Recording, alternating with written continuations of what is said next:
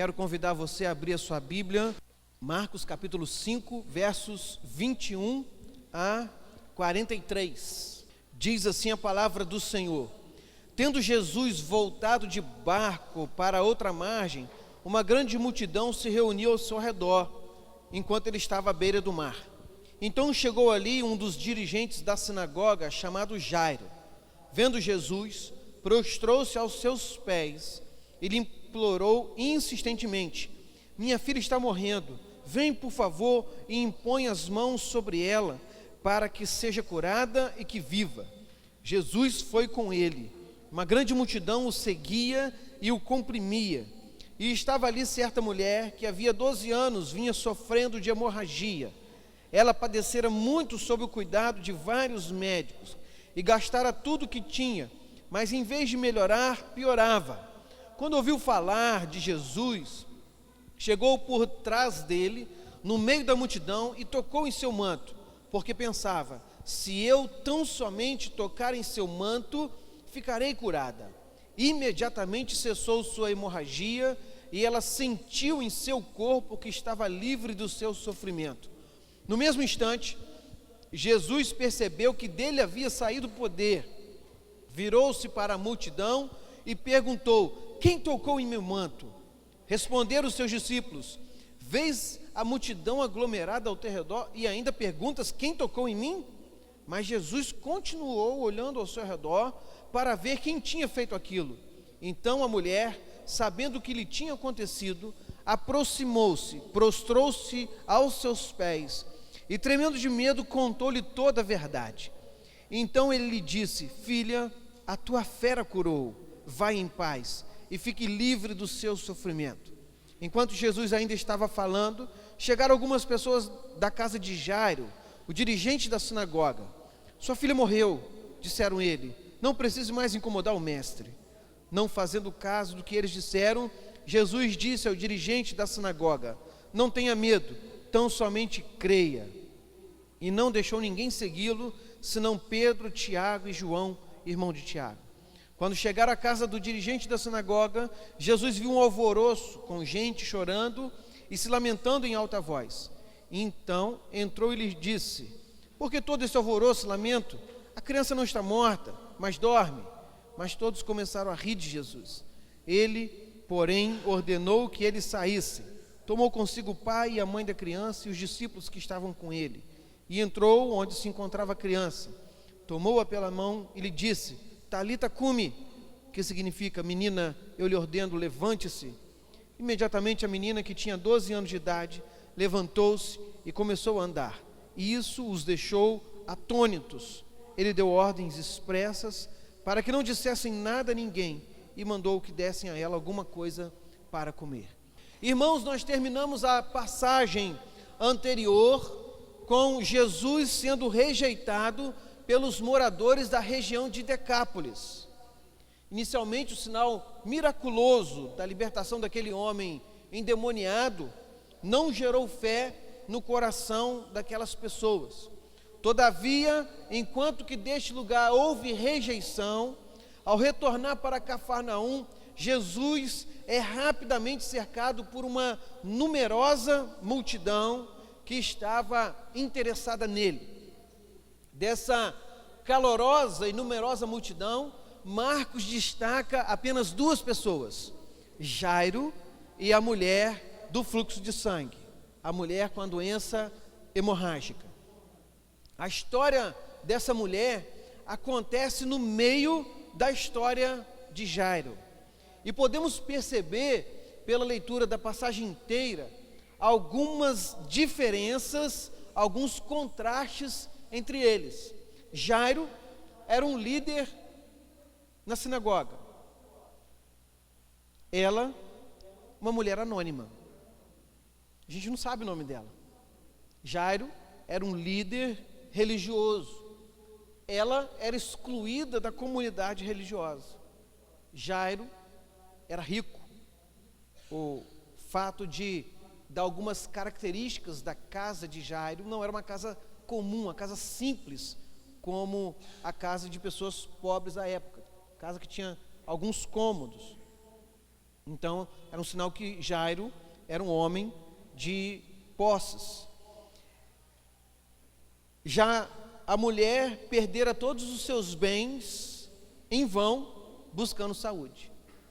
Jairo tivera a alegria de viver 12 anos com sua filhinha, que agora estava à beira da morte. Ela sofria 12 anos de uma doença que a impedia de ser mãe. Jairo fez um pedido público a Jesus. Ela aproximou-se de Jesus com um toque silencioso e anônimo. Jesus atendeu a ambos, mas atendeu a ela primeiro. Nessa coletânea de milagres selecionada por Marcos que estamos vendo, nós vimos o poder de Jesus sobre os elementos da natureza, quando ele acalmou uma tempestade no mar da Galileia. Vimos também o poder absoluto de Jesus sobre os espíritos malignos, quando ele expulsou uma legião de demônios daquele homem, do homem gadareno. E agora estamos diante de uma passagem inteira que vai nos mostrar o poder de Jesus sobre a doença e a morte.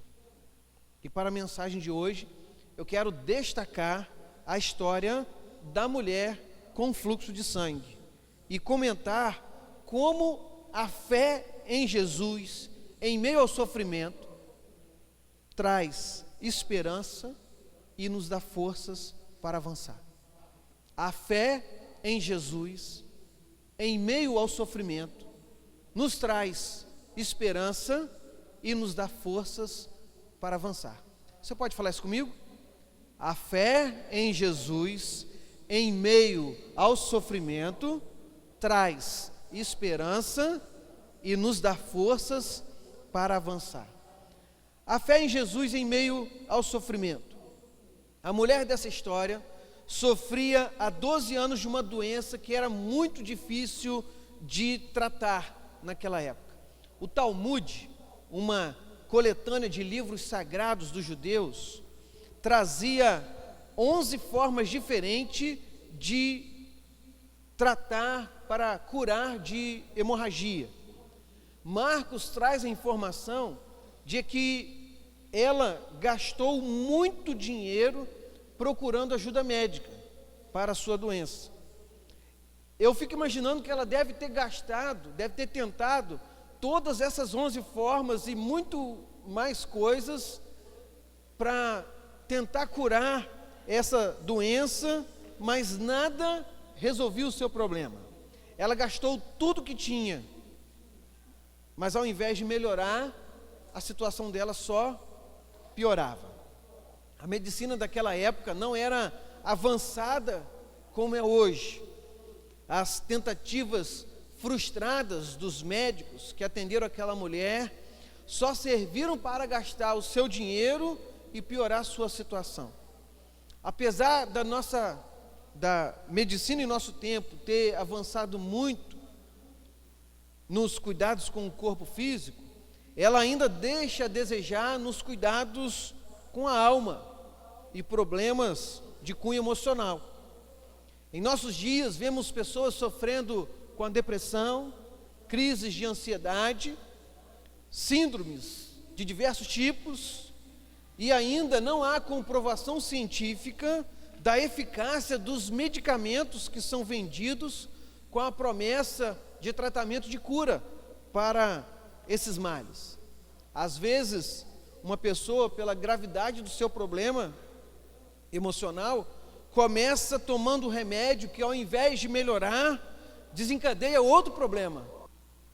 Há casos de pessoas em situações extremas que tomam de 3 a 4 remédios diferentes por causa de uma suposta doença que não se descobre a origem em nenhum exame clínico, mas devido a um estado emocional preocupante, os médicos continuam receitando os remédios.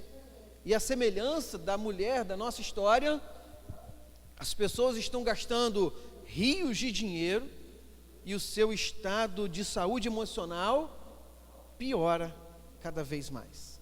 A hemorragia daquela mulher não somente debilitava seu corpo físico, seu estado físico, mas também trazia outros males. Segundo a lei, precisamente em Levítico, capítulo 15, verso 19 a 30, você pode conferir isso depois, havia muitas restrições para a mulher durante o seu período menstrual, ou se o fluxo de sangue se prolongasse. Ela era considerada impura, e qualquer coisa ou alguém que ela tocasse, ou que tocasse nela, também se tornaria impuro. Imagina, irmãos, a situação familiar dessa mulher. Se ela fosse casada, irmãos, ela não poderia se relacionar com seu marido. Imagina 12 anos. O estado de um casamento assim. A gente não sabe se ela era casada. Se ela fosse solteira, ela não poderia se casar. E a gente sabe que naquela época, uma mulher solteira, o preconceito que havia com a mulher solteira, que não tinha filhos. Ela não poderia ter filhos. Ela não poderia cuidar da casa, limpar, cozinhar, porque tudo que ela tocava ficava impuro. Para a sociedade, irmãos, para o contexto daquela época, era uma inútil. Uma mulher inútil. Você já se sentiu assim? Inútil? Não sirvo para nada? Aquela mulher se sentia assim. Ela não podia se relacionar direito com as pessoas. Imagina durante 12 anos você não poder dar um abraço em alguém, porque quem tocasse nela também estaria impuro. 12 anos você não pode cumprimentar, um aperto de mão, receber um beijo de uma mãe, nada. Nada disso. Não bastasse isso, todo esse isolamento das amizades familiares, ela também não podia ir ao templo e nem nas sinagogas para ouvir os ensinamentos da palavra e adorar a Deus. Como estava em constante condição de impureza ritual por causa do fluxo de sangue que não terminava, ela era proibida de participar do culto público entre o povo de Israel. Só que apesar de todo o seu sofrimento, quando ouviu falar de Jesus, ela teve fé. Ela teve fé. Romanos 10, 17 diz que a fé vem pelo ouvir a mensagem é ouvida mediante a palavra de Cristo. Irmãos, não podemos parar de pregar a palavra, porque ela vai gerar fé. Devemos fazer com que nossa pregação aponte para Cristo, porque isso vai gerar fé no coração das pessoas. Só assim as pessoas poderão ter uma fé verdadeira, uma fé salvífica, uma fé ativa, que promova mudanças reais em suas vidas.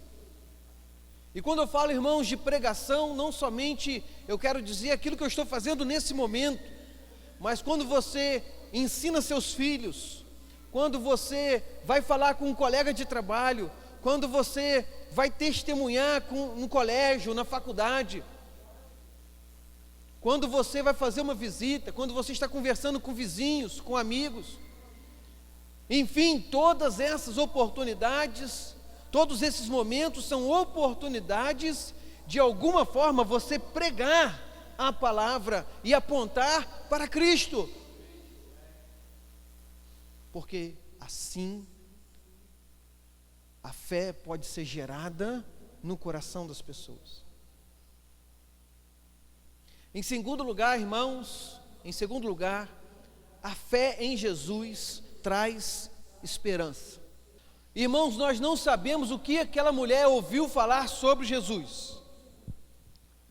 Nós não sabemos se foi sobre as curas milagrosas que fez, se foi sobre a purificação dos leprosos que realizou, se foi sobre os paralíticos que voltaram a andar, ou os cegos que começaram a enxergar, ou os surdos que começaram a ouvir, ou se foi sobre a expulsão de demônios que ele efetuou, se foi sobre os novos ensinamentos que ministrou, ou se foi sobre o novo sentido de vida que ele deu para os pecadores que se arrependiam. Nós não sabemos o que aquela mulher ouviu sobre Jesus, mas o que ela ouviu foi suficiente para gerar fé em seu coração e lhe trazer esperança. Marcos registra no verso 28, acompanha lá comigo, o pensamento dela. Olha o que ela estava pensando. Verso 28, se eu tão somente tocar em seu manto, eu ficarei curado. Você pode, irmãos, você consegue ver nessas palavras como o coração dessa mulher estava cheio de esperança. É tanta esperança, tanta certeza que havia em seu coração que chega a contagiar a gente quando a gente lê essa passagem. Não sei você, irmãos, mas eu fiquei contagiado com a esperança que havia nessa mulher.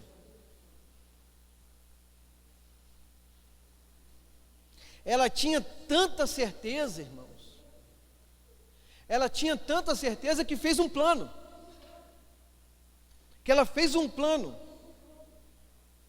ela tinha que se infiltrar na multidão, tentar tocar no manto de Jesus e tudo seria resolvido. Simples. A fé era tanta, irmãos. Ela não precisava tocar no corpo de Jesus, bastava tocar na roupa. Ela não precisava que Jesus virasse para ela e dissesse alguma coisa, ela não precisava, bastava um toque, mas um toque de fé. Quando o nosso coração se enche de fé, a esperança renasce. E com isso, irmãos, passamos a sonhar em como as coisas poderiam ser melhores. Começamos a imaginar um casamento melhor, começamos a imaginar um emprego melhor, ou uma relação de trabalho melhor.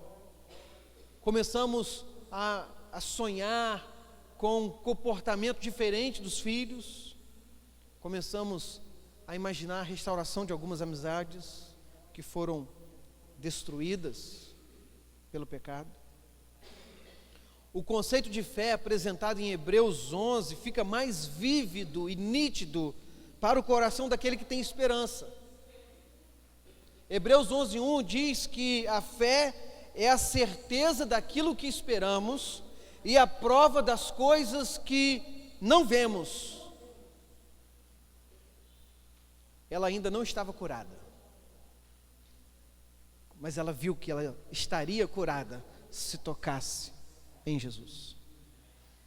O coração está tão cheio de fé que a esperança gerada nos faz ver aquilo que ainda não está acontecendo, mas que Deus pode fazer acontecer.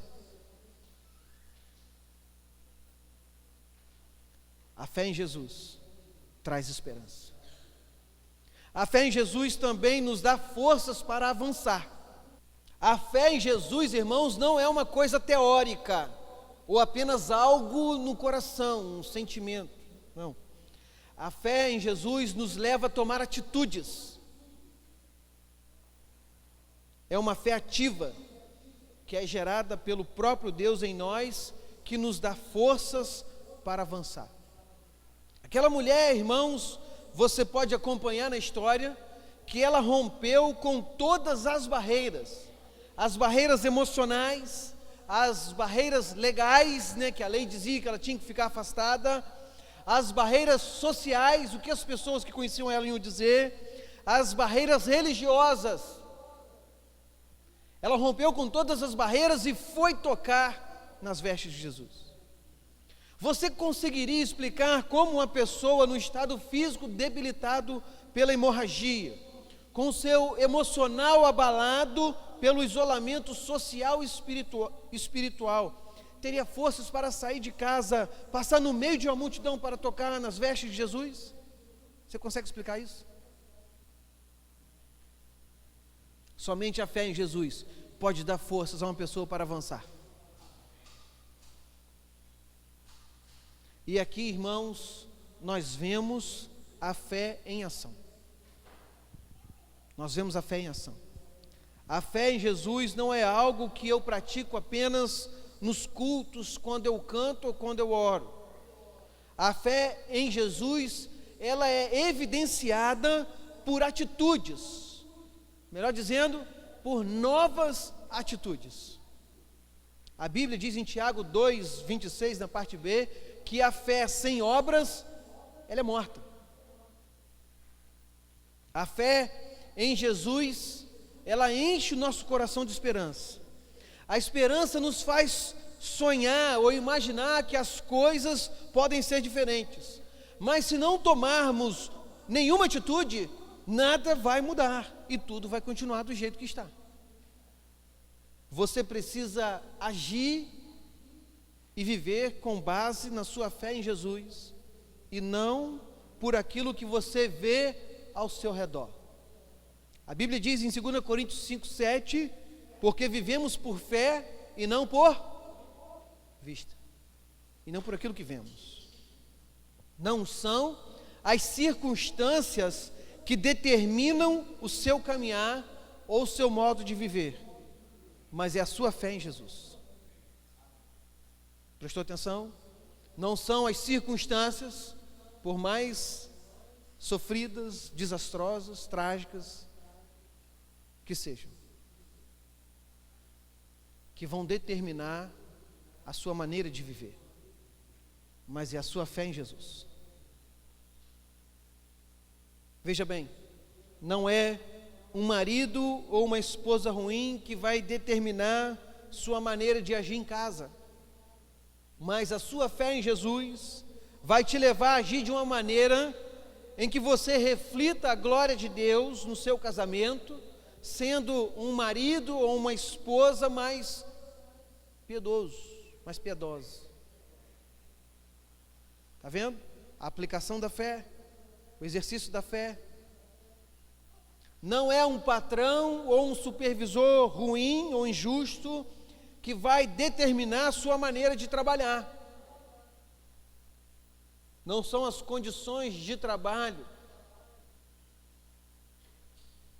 não são a falta de recursos, mas a sua fé em Jesus vai te levar a ser um dos melhores funcionários da empresa ou do setor que você trabalha. Lembra o texto de Colossenses? Fala que a gente não faz a homens, a gente faz ao Senhor. Então é a sua fé em Jesus.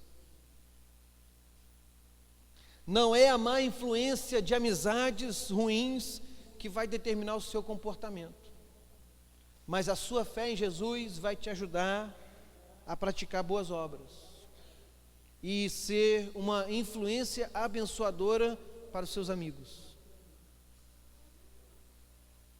Não é um namorado ou uma namorada assanhada que vai te levar a ter relação sexual antes do casamento ou a ter um namoro cheio de carícias, mas a sua fé em Jesus vai te ajudar a dizer não e a esperar pelo momento de Deus para a intimidade certa. Não são as preocupações, as tristezas, as angústias, os medos e os temores que vão paralisar a sua vida, mas a sua fé em Jesus vai te ajudar a viver mesmo diante das circunstâncias ruins. Talvez seja essa a ideia que Paulo, quando ele escreveu em 2 Coríntios 2,14, mas graças a Deus que sempre nos conduz vitoriosamente em Cristo. Diante de situações desfavoráveis, a sua fé em Jesus te leva a agir com uma atitude correta, uma atitude bíblica. Precisamos, irmãos, ter a mesma mentalidade do escritor de Hebreus, quando ele escreve lá em Hebreus capítulo 10, verso 39. Nós, porém, não somos dos que retrocedem são destruídos, mas dos que creem são salvos. Você não vive um sentimento de derrota porque sua família está em colapso, ou seu casamento está sendo dilacerado. Você toma uma nova atitude, uma atitude esperada por Deus, uma atitude bíblica, uma atitude piedosa. A fé em Jesus nos dá forças para avançarmos. Fazer essas mudanças, tomar essas novas atitudes por nós mesmos. Às vezes a gente não tem força suficiente, não tem condições para isso, ou até criatividade. Mas aquele que está em nós é maior. Aquele que está em nós é maior. O que teria acontecido com essa mulher se ela tivesse ficado em casa? Nada. Mas a fé em Jesus deu a ela forças para avançar. Irmãos, Jesus não somente cuida de pessoas em suas dores e isolamento, Ele também resolve seus problemas inexplicáveis. Jesus deu àquela mulher muito mais do que ela esperava alcançar. Após identificar quem havia lhe tocado de maneira especial, Marcos relata que Jesus ainda diz para a mulher, verso 34, filha, a tua fé te curou, ou te salvou, em outras versões. Vá em paz e fique livre do seu sofrimento. A palavra no original aqui usada para te salvou ou te curou tem um significado mais amplo de aquilo que salva de tudo o que pode arruinar a alma nesta vida e na vida futura. A fé em Jesus, irmãos, evidenciada pelo toque em suas vestes, salvou essa mulher fisicamente ao restaurar sua saúde. Salvou-a socialmente ao restaurar sua convivência com as outras pessoas na comunidade. Salvou-a espiritualmente, capacitando-a a participar novamente da adoração a Deus no templo e nas festas religiosas de Israel. Hoje, milhares de pessoas pelo mundo estão participando de um culto em alguma igreja e ainda não estão desfrutando completamente das bênçãos da fé em Jesus. Elas continuam presas em certos pecados, ou ainda têm dúvidas que não foram elucidadas, ou padecem seus sofrimentos, angústias ou tristezas. Pode haver outras questões também. Ao narrar a história da mulher com essa doença hemorrágica e mostrar que o poder de Jesus é superior às doenças, Marcos nos convida a colocar a nossa fé em ação. A nossa fé em Jesus em ação. Mesmo em meio ao sofrimento, a fé em Jesus traz esperança e nos dá forças para avançar. Como colocar isso em prática? Como colocar isso em prática? Primeiro, qualquer que seja o seu sofrimento, ou sua luta, ou dificuldade, leia passagens bíblicas que falam do poder de Jesus. Leia passagens bíblicas que falam da presença de Deus em meio ou com o seu povo. Leia passagens bíblicas que falam do socorro bem presente, da proteção, da segurança. Leia passagens que falam da consolação do Espírito Santo. Leia histórias na Bíblia de pessoas que passaram por situações parecidas e como a fé em Deus foi de grande importância para a vida deles. Em segundo lugar, com um coração e a mente cheia de passagens bíblicas que falam sobre isso, os pensamentos renovados pelo Espírito Santo. Exercite a fé descrita em Hebreus 11. E tenha esperança de que Deus pode mudar as coisas. Sejam Ele mudar as circunstâncias, ou Ele mudar o seu coração. Porque às vezes, irmãos, Deus usa as circunstâncias, mas o que tem que mudar é o nosso coração. Não são as circunstâncias. O problema vai persistir. O que precisa mudar é o nosso coração, que é teimoso, que é duro.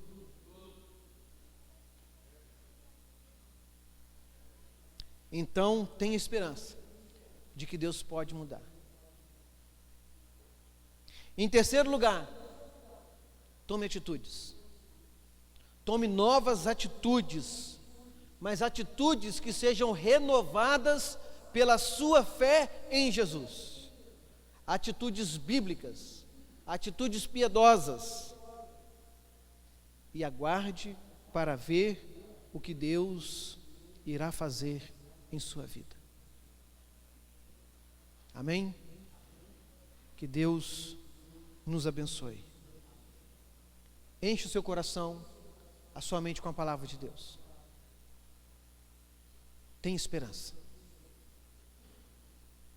A palavra de Deus vai gerar fé, vai gerar esperança no seu coração. Mude de atitude. Tenha atitudes bíblicas, atitudes piedosas. E observe Deus agindo na sua vida.